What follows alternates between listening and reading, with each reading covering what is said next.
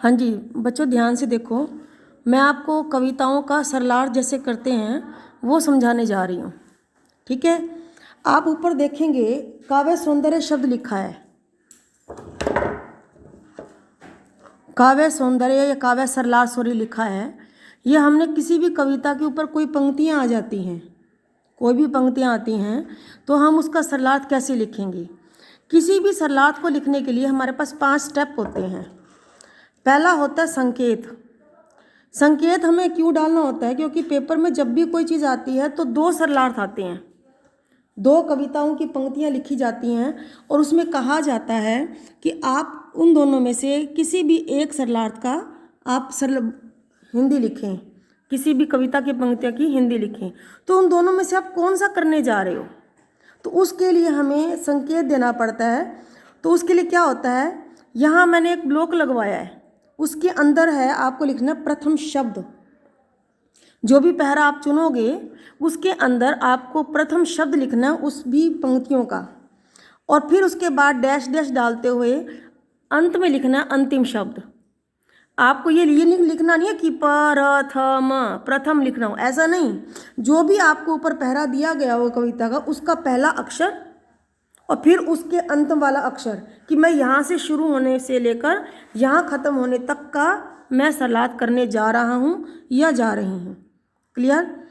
उसके दूसरा स्टेप आता है प्रसंग।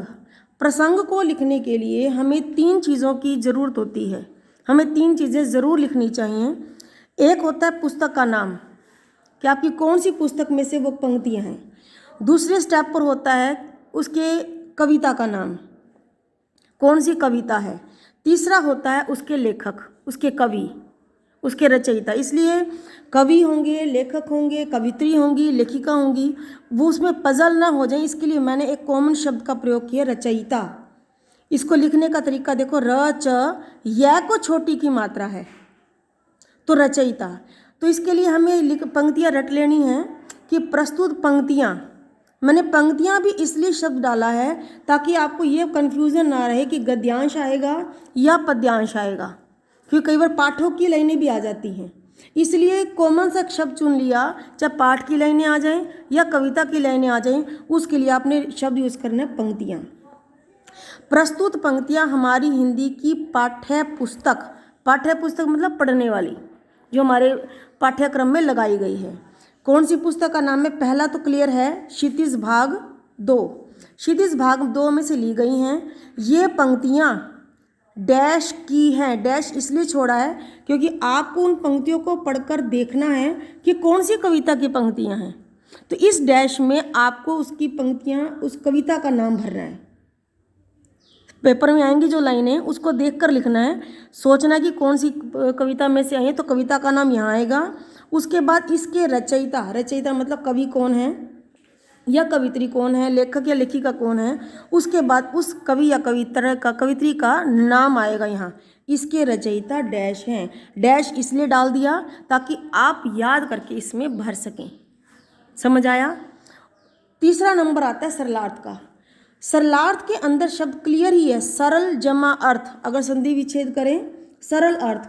ऊपर इसका मतलब कविता की जो भी पंक्तियाँ दी गई हैं, उस पंक्तियों में जो कठिन शब्द है उसका सरल अर्थ बनाते चले जाओ और उसका हिंदी कन्वर्ट कर दो। इसका मतलब है कि ऊपर की पंक्तियों का सरल अर्थ ये है, ये शुरू होती हैं, इसमें कवि कहना चाहता है कि करके, उसके बाद आप उसकी सरल अर्थों में हिंदी लिखेंगे। चौथा आता है आपका पॉइंट भाव। भाव के अंदर क्या है, असल में यहाँ पे क्या हम लिखना चाह रहे हैं, मैंने लिखा है इसमें कवि डैश छोड़ा है। डैश के अंदर है कि किसके बारे में और क्या कहना चाहता है।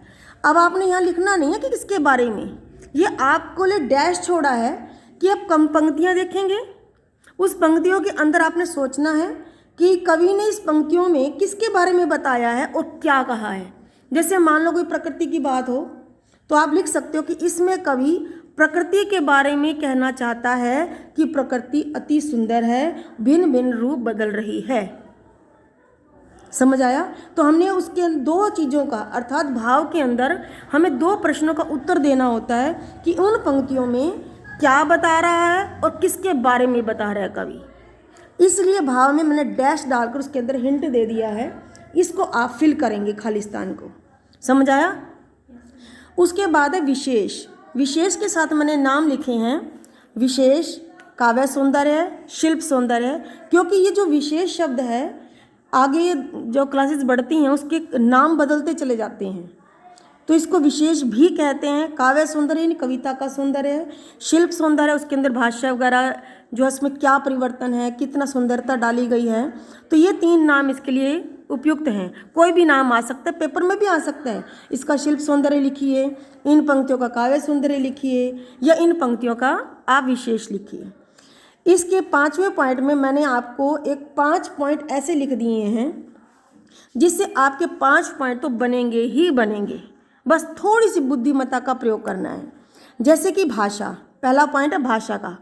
भाषा, आप कविता की पंक्तियों को पढ़ेंगे, जो भी ऊपर पहरा दिया होगा पेपर में, उन पंक्तियों को पढ़ के आपको समझ में, अगर आसानी से समझ में आ रही है कविता, बड़े सरल सरल शब्द लग रहे हैं, तो आप उसका पहला पॉइंट भरेंगे, भाषा सरल, सहज एवं प्रभामयी है। यदि आपको भाषा कठिन लगती है तो सरल नहीं लिखेंगे, तब आप लिखेंगे भाषा कठिन एवं प्रभामयी है। मीन्स ये कोई बाउंडेशन नहीं है कि सरल ही लिखनी है, प्रत्येक कविता सरल नहीं होती।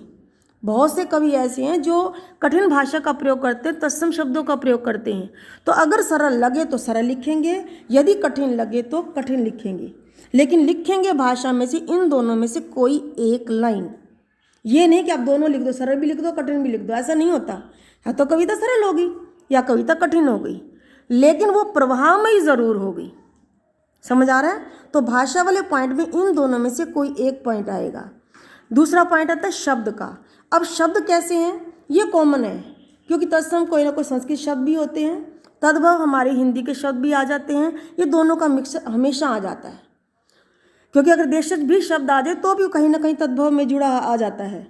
तो इसमें तत्सम और तद्भव शब्दों का प्रयोग किया गया है। दूसरा पॉइंट हमारा शब्द का बनेगा, जो बनना ही है। इसी प्रकार तीसरा पॉइंट है शैली का। शैली में या तो आप लिखेंगे तुकांत शैली या आप लिखेंगे अतुकांत शैली। अब ये पता कैसे चलेगा तुकांत शैली है या अतुकांत है? हम ऊपर जो भी कविता की जो पंक्तियां पेपर में दी जाती हैं, उन पंक्तियों के एंड में देखेंगे कि जैसे कि मान लो लिखा है कि आखिर में शुरू में जो अक्षर हो उसके अंत में जो अक्षर आ रहा है, जैसे कि मान लो अंत में शब्द है सुहाई, पहली लाइन का अंतिम अक्षर सुहाई, दूसरी लाइन का अंतिम अक्षर है जुनाही, तो सुहाई और जुनाही अंतिम अक्षर में देखो तुकबंदी मिल रही है नहीं मिल रही? आई की साउंड आ रही है नहीं इकट्ठी, जुनाई, सुनाई, खिलाई, तो ये आई के साउंड को जो अक्षर मतलब प्रत्येक पंक्ति का अंतिम अक्षर में यदि पीछे साउंड मैच कर रही हो, उसकी तुक मिल रही हो, तब तो हम लिखेंगे तुकांत शैली। यदि वो छोटी बड़ी लाइनें हैं और अगर वो साउंड नहीं मिल रही है तो हम लिखेंगे अतुकांत शैली। और तुकांत शैली के अंदर एक चीज़ और भी आती है, कई बार पहली और तीसरी लाइन का मैच होता है, दूसरी और चौथी लाइन का मैच होता है, इसका भी ध्यान रखेंगे। जैसे शेरो शायरी में होती हैं तो पहली दूसरी चौथी लाइन में मैच कर जाती है, तो हमें वो मैच देखना, उसकी साउंड यदि मिल रही हो तो वो तुकांत शैली आ जाएगी, और अगर साउंड नहीं मिल रही तो अतुकांत शैली होगी। समझ आया? अब हमें शैली में से दोनों में से कोई एक पॉइंट लिखना होगा। इसका अर्थ क्या है कि शैली का पॉइंट भी बनेगा ही बनेगा। इसी प्रकार आता है चौथा पॉइंट छंद का। छंद में या तो छंदबद्ध रचना होगी या छंद मुक्त होगी। अगर हमने ऊपर वाले पॉइंट में तुकांत शैली लिखा है तो तुकांत शैली का मैच छंदबद्ध से है, क्योंकि साउंड मिल रही है तो कहीं ना कहीं बंधी हुई रचना है। वो कौन सी रचना है? वो बंधी हुई, इसका मतलब छंद से बंधी हुई, छंदबद्ध रचना। यदि हमने ऊपर अतुकांत लिखा है यानी वो छंद से बंधी हुई नहीं है बल्कि मुक्त है, तो उसके साथ मैच होगा ये छंद मुक्त रचना है। समझ आया? तो छंद वाला पॉइंट भी बनेगा, चाहे वो हमें लिखना पड़े छंदबद्ध या लिखना पड़े छंद मुक्त। अंत में पांचवा पॉइंट बनेगा अलंकार का। आप कितना भी ध्यान से देखें, अनुप्रास अलंकार तो ज़रूर मिलता ही मिलता है। क्योंकि वर्णों का आवृत्ति आती ही आती है, ये मान के चलो, किसी भी पंक्तियों में लगाओ अनुप्रास अलंकार तो होगा ही होगा। इसके उपरांत आप छठा पॉइंट भी लिख सकते हैं। यदि आपको कोई और अलंकार मिलता हो आप छठा लिख सकते हो, उपमा अलंकार है। यदि आपको रूपक मिलता तो रूपक लिख सकते हो। इस तरह से आपका ये काव्य सौंदर्य में, काव्य जो हम कविता का सरलार्थ कर रहे हैं उसके हमारे 5 भाग बनते हैं। समझ आया? तो आपको पेपर में ऐसा ही लिखना है।